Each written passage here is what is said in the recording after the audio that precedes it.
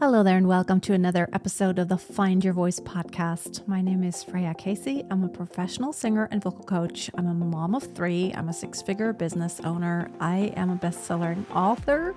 And I thought I would preface this with this because it really does help me out to remind myself of all these things that I have accomplished already.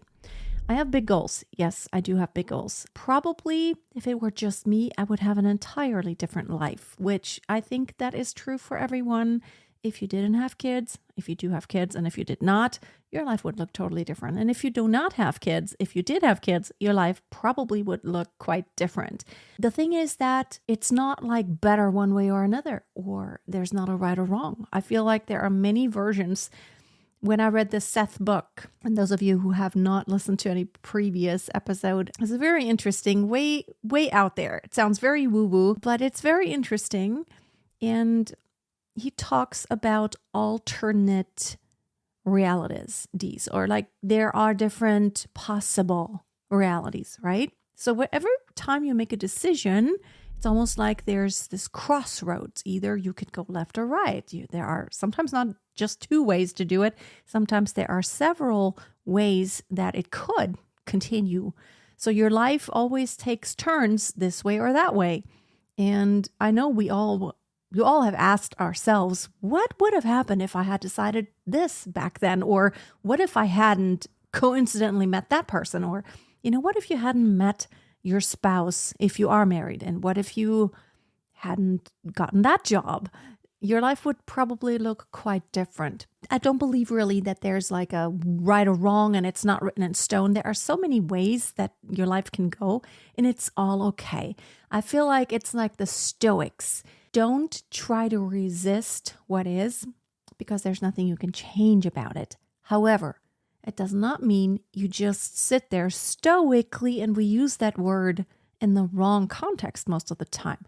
Stoic does not mean you don't care, you don't mind, you have no feelings about anything. What it does mean is that you are at peace with what is in the now and here because you can't change it. So you better be at peace with it because you will only cause hurt and pain and misery if you start going deep about like, oh, what if I hadn't this? What if in the past I hadn't done that and that? You can't change it.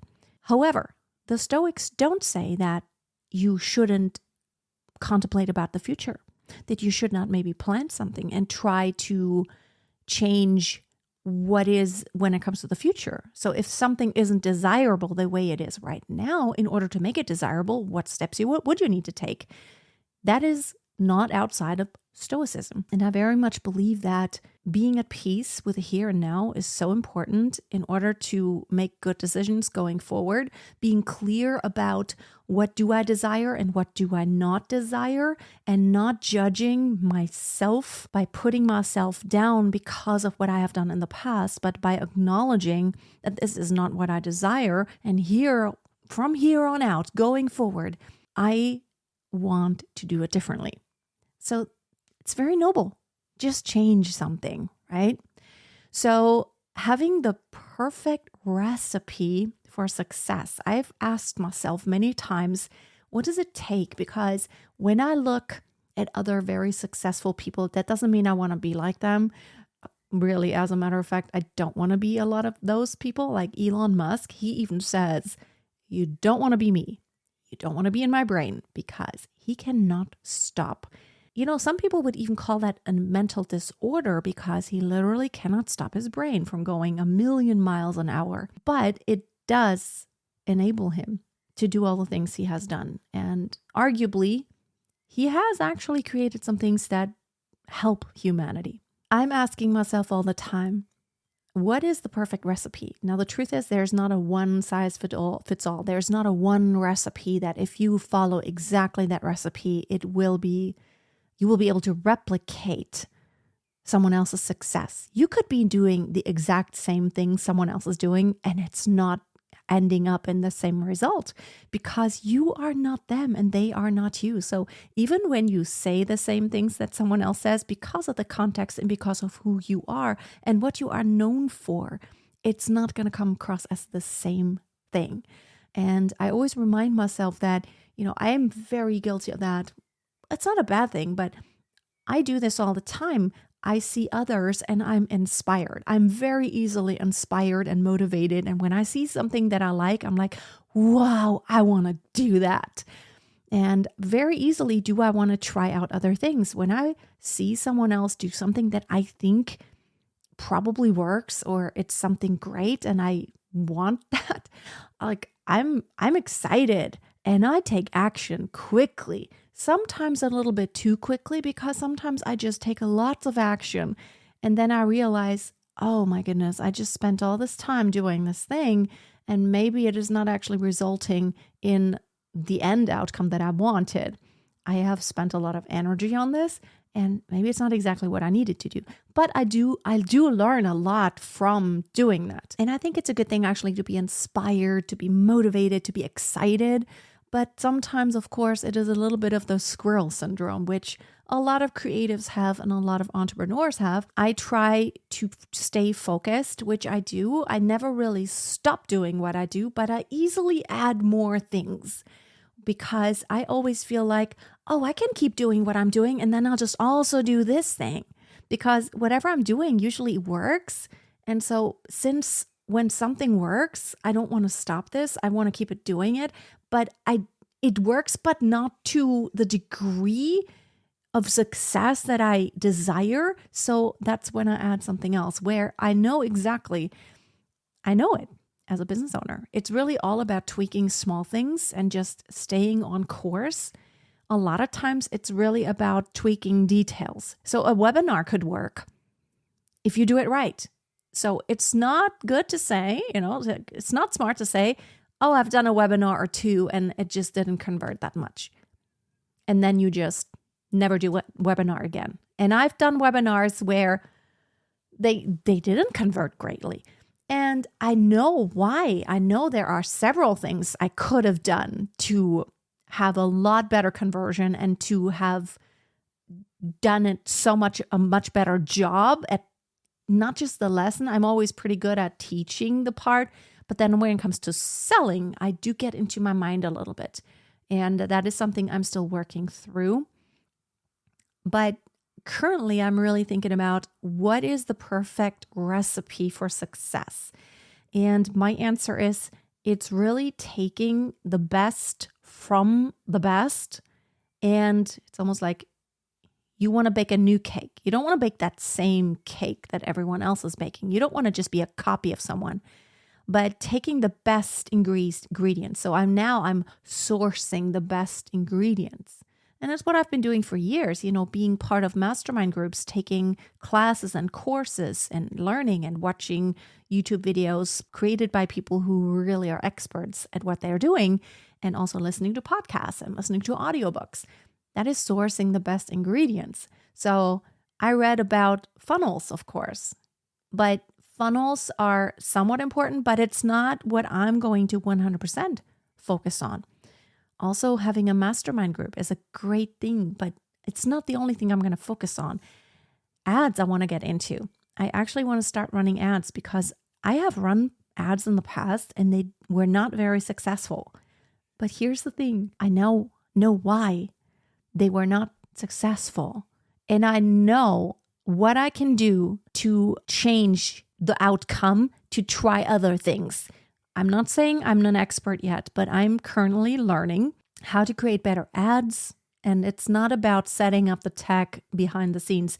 The most important thing really is to have an actual good ad with good ad content that provides value, that is compelling. So I'm in the process, and that is something else. That's a skill I'm about to learn. I'm going to learn it as I go along. When I started creating videos, I was not very good at it. Just talking to a camera was really hard. The first few times it was really hard, and I got better and better. And now I can talk for hours and hours to a camera without stuttering most of the time. And I don't really need notes. I can just from memory talk and talk and talk. Yes, I do like to hear myself talk. Here's why I'm looking for the perfect recipe for success. So as you know, if you have not listened to the past few episodes, you may want to go back a little bit. My plan is to move to the United States in the next couple of years. Well, actually, something happened to where I want to expedite this entire thing even more. I'm not going to go into depth because it's very personal. It has to do with one of my children. It would be good for our family to actually make this move to the United States sooner. Not to avoid anything, but it's going to be a good move to make. Change of scenery and people and a lot of different things happening. And then, taking my business to the States. I have the LLC that is there. I'm in the process of setting up a business account. So in order for that to happen, I need so much more cash so much sooner. So I need to invest in my business, and I need probably about $80K to have invested in my business in order to apply for the E2 visa, which is the investor's visa. In order to get there, I just need to generate more income. So I'm currently really coming up with a perfect launch formula. Yes, I have read the launch formula, all of the books. But the point is, again, I have to find out what works best for my business. Creating podcasts is something I'm really good at. Creating videos is something I'm really good at. Doing live streams is something I'm very good at. The webinars, I want to get better at. The selling part, and I still always feel like I need to apologize, which I need to change my mindset about that. That cash that I need. And then I've recently started looking at, there's someone that I'll follow. I've came across this realtor accidentally. It was suggested in my YouTube feed. And that is a realtor in the Dallas-Fort Worth area. And he creates a lot of videos showing new model homes. You can semi-customize this. There's some level of customization you can make, but these are new builds. And these are in the Dallas-Fort Worth area. Some are kind of really outside, like Rockwall, if you're familiar with that area.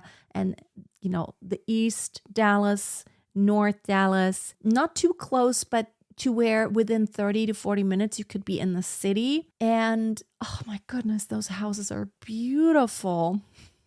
And then having a lot that is not tiny, that's not what I want. So an acre at least, have an acre or two. Oh, that would be my absolute dream, to have a little bit of I don't want tons of animals, but a hobby farm when it comes to growing my vegetables and fruit and just growing a garden. I have a yard here, but there's not really enough space to have a lot of gardening going on, because we also want to play in the yard. And we have an apple tree. We have a cherry tree with those little bitty sour cherries on there. And we have some raspberries and very thorny blackberries. I make my own sauerkraut all the time. I have this big pot upstairs right now where I make my own sauerkraut. I make my own sourdough bread every week. And it's just something I love doing. It's contemplative. It relaxes me to do these kind of things, like cooking and baking and pickling things and, preserving things and gardening. And it's just awesome. It's close to nature, I feel. And I would love to have one of those new build homes eventually. So in order for all of that to happen, there needs to be income.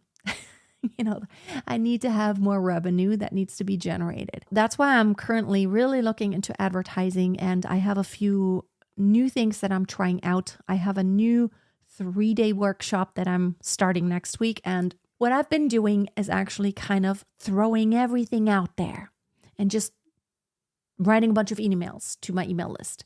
But people have become a little numb to that. So trying something new. Trying to, instead of just the emails, I'm trying to engage more. So a 3-day workshop with a private Facebook group where there is engagement and people can post themselves singing, and also running some ads to that. And then after that, they can sign up for a waiting list for an opera workshop that I'm going to run soon. So that is a test launch this time that we're going to do. And we're going to see how it goes. I'm going to incorporate a few ads. And I am going to report back how it went. Basically going to share with you how my perfect recipe for success is going and how I'm going to tweak it and what ingredients I have found so far that really work. Another thing, the clinic in Poland, I think we're on schedule. I have chosen an embryo, which that was really hard. I said I wanted one embryo. Those of you who are new, I'm going to do an embryo adoption. So basically, I'm going to adopt an embryo that was left over from another couple's IVF, and they could either destroy it or donate it to someone. And I'm going to have one of those donated embryos.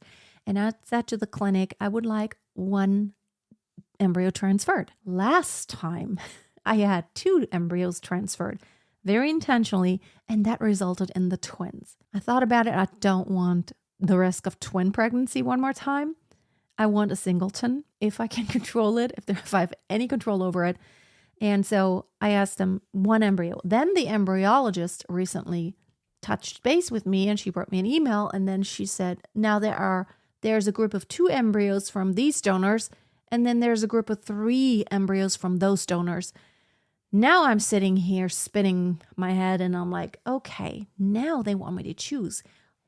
The 2 embryos are technically siblings, and the 3 embryos, it's a group. It's from like same genetics.